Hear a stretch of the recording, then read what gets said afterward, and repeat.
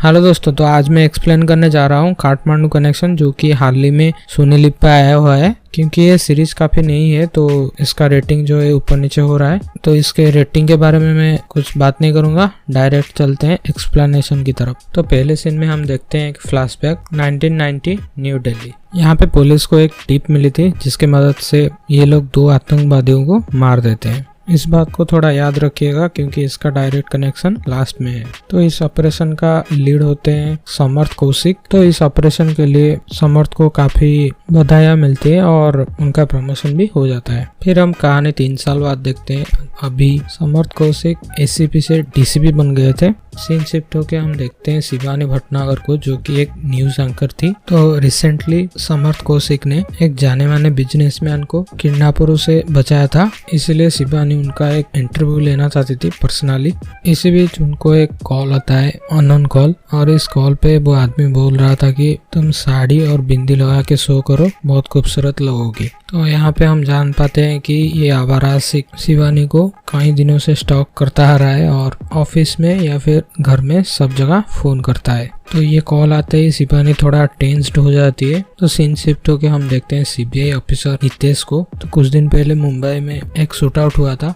तो उस शूटिंग के दौरान एक बिजनेसमैन की मौत हो जाती है और तो यहाँ पे केस के रिगार्डिंग हितेश उसकी फैमिली को मिलने गए थे। तो अगले दिन समर्थ कौशिक एक प्रेस कॉन्फ्रेंस अटेंड करते हैं। तो इस कॉन्फ्रेंस के बाद शिवानी उनका एक पर्सनल इंटरव्यू लेती है। अभी ये दोनों साथ में थोड़ा बहुत वक्त बिता रहे थे दोस्त की तरह। यहाँ पे बातों बातों में शिवानी उस थ्रेटनिंग कॉल के बारे में समर्थ को बताती है। तो यहाँ पे समर्थ शिवानी का कॉल रिकॉर्ड सब निकलवाता है और यहाँ पे हम देखते हैं समर्थ की एक बेटी है, लेकिन उसका शादीशुदा जिंदगी अच्छा नहीं है और उसकी डिवोर्स केस चल रहा है। कुछ देर बाद समर्थ शिवानी के कॉल रिकॉर्ड्स चेक कर रहा था और दूसरी तरफ वो सीबीआई ऑफिसर हितेश भी, जो शूट आउट हुआ था मुंबई में, जो शूट आउट हुआ था उसी केस में कुछ कॉल रिकॉर्ड्स देख रहा था। और यहाँ पे इन दोनों को एक कसिनो का नंबर मिलता है और ये कसिनो काठमांडू में है। मतलब उस कसिनो से कोई तो शिवानी को बार बार फोन कर रहा था। और तो और जिस दिन मुंबई में वो शूट आउट हुआ था उसी दिन कसिनो से बार बार फोन आया था।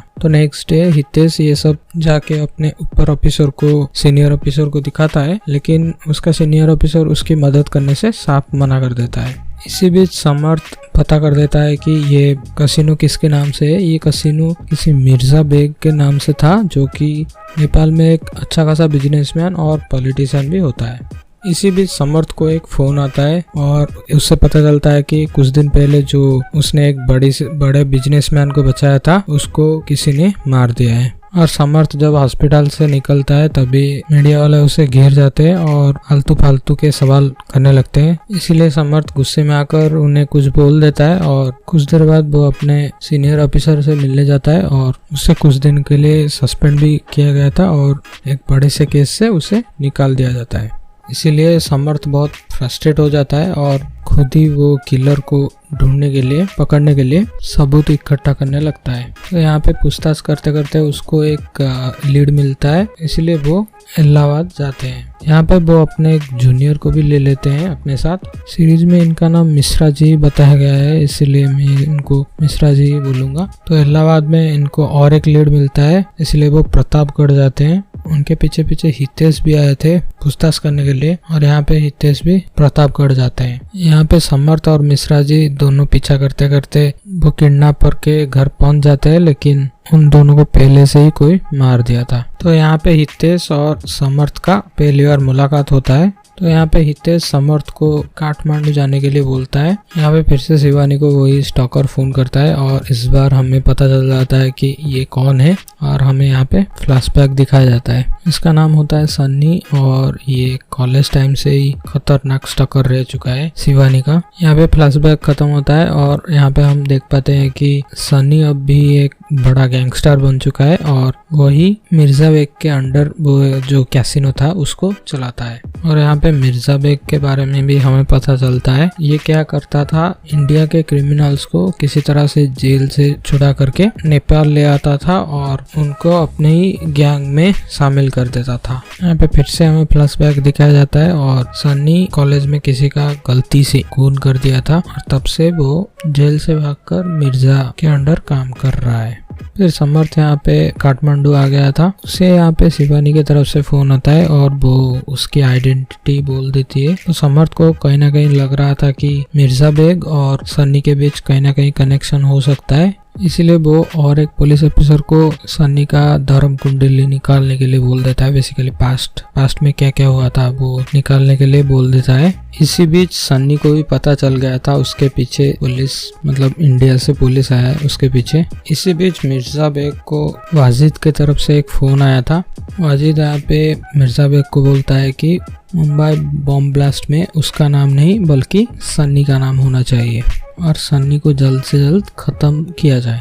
और उनके कन्वर्सेशन से ये लग रहा था कि वाजिद सबसे बड़ा गैंगस्टर है। कुछ देर बाद मिर्जा बेग यहाँ पे सन्नी को मारने के लिए वही कैसीनो जाता है। पीछे पीछे यहाँ पे मिर्जा बेग से मिलने के लिए समर्थ और मिश्रा जी भी आ गए थे और जब तक समर्थ उसे मिल पाते उससे पहले सन्नी मिर्जा बेग को मार के वहां से चला गया था। तो ठीक उसके बाद ही समर्थ उसके कमरे में गया था, यानी मिर्जा बेग के कमरे में गया था। इसीलिए नेपाल पुलिस यहाँ पे समर्थ को गिरफ्तार कर देते हैं, लेकिन जो कि ये इंडिया के पुलिस है इसीलिए इनको छोड़ा जाता है, लेकिन उनके ऊपर कार्रवाई होता है। यहाँ पे मिश्रा जी और समर्थ को टेम्पोररी सस्पेंड किया जाता है। फिर यहाँ पे हम देखते हैं सन्नी यहाँ पे मिर्जा बेग को मार के समर्थ को फंसा के खुद हांगकांग निकल जाता है और उसका नेक्स्ट टारगेट होता है वाजिद। और यहाँ पे हम देखते हैं सन्नी धीरे धीरे अपना एम्पायर ग्रो कर रहा था। दूसरी तरफ समर्थ को पता चलता है कि ये सन्नी वो ही है जिसको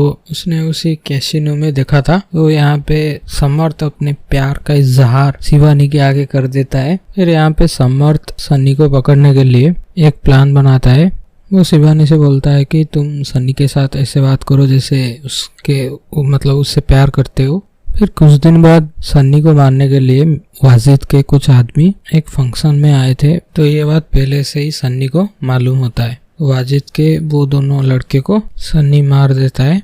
कुछ देर बाद वो शिवानी को थैंक यू बोलने के लिए फोन करता है और यहाँ पे ही हमें पता चलता है कि अब तक शिवानी सन्नी को हेल्प कर रही थी। दरअसल शिवानी समर्थ के साथ प्यार का नाटक कर रही थी और पुलिस और सीबीआई जो प्लान बना रहे थे सन्नी को पकड़ने के लिए, ये सब सन्नी को वही बता दे रही थी। इसी बीच सन्नी शिवानी को हांगकांग बुलाता है और समर्थ का यहाँ पे प्लान होता है कि जब शिवानी लौटे तब वो सन्नी के साथ ही आए, जैसे कि वो लोग एयरपोर्ट से ही सन्नी को पकड़ ले। फिर से हमें फ्लैशबैक दिखाया जाता है कि शिवानी ने ये सब क्यों किया। तो यहाँ पे हम देखते हैं अहमद और साजिद को, जो कि दोनों दोस्त थे। और यहाँ पे शिवानी अहमद को प्यार करती थी और उसके साथ जल्द शादी होने वाला था। अहमद और साजिद के कन्वर्सेशन से हमें पता चलता है कि अहमद अपनी पढ़ाई कंप्लीट करके एक जॉब कर रहा था, लेकिन साजिद यहाँ पे रास्ता भटक गया था, मतलब हमारे देश के टुवर्ड्स बहुत नफरत हो गया था उसे और वो एक टेररिस्ट बन गया था। तो पहले सीन में मैं जो बोल रहा था समर्थ ने दोनों को मार दिया, 2 आतंकवादियों को मार दिया, ये वही है। मतलब समर्थ को कहीं से टिप मिला था कि साजिद यहाँ पे है और वो सीधा गोली चला देता है उस पे और साजिद के हाथ पे भी एक गन था। ये देख के समर्थ उसके ऊपर गोली चला देता है और जो कि साजिद के साथ अहमद बैठा था वहाँ पे, तो समर्थ वो टाइम में कुछ समझ नहीं पाया, इसलिए वो दोनों को ही मार देता है और मार के साजिद का गन अहमद के हाथों में रख देता है ताकि सबको लगे कि ये दोनों के पास ही गन्स थे। और यहाँ पे फ्लैशबैक खत्म होता है। तो नेक्स्ट डे शिवानी और सन्नी हांगकांग से आने वाले थे। समर्थ और उनकी टीम प्रिपेयर होते हैं उनको पकड़ने के लिए, सन्नी को पकड़ने के लिए, लेकिन सन्नी यहाँ पे एयरपोर्ट से चकमा दे के निकल जाता है और सीधा जाता है कहीं पे जहाँ पे प्रेस कॉन्फ्रेंस हो रहा था और यहाँ पे वो सरेंडर करता है, लेकिन साथ ही साथ समर्थ का नाम भी बदनाम कर देता है। वो इस प्रेस कॉन्फ्रेंस में कहता है कि समर्थ कब से वाजिद, वो जो गैंगस्टर था, उसके साथ काम कर रहा है और वो एक एडिटेड ऑडियो क्लिप सबको सुनाता है जो कि शिवानी और सन्नी ने मिलके उसको अच्छे से एडिट कर लिया था। उसको सुन के ऐसा लगता है कि समर्थ वाजिद से मिला हुआ है और यहाँ पे समर्थ कंप्लीटली फंस गया था क्योंकि सारे सबूत उसके खिलाफ थे।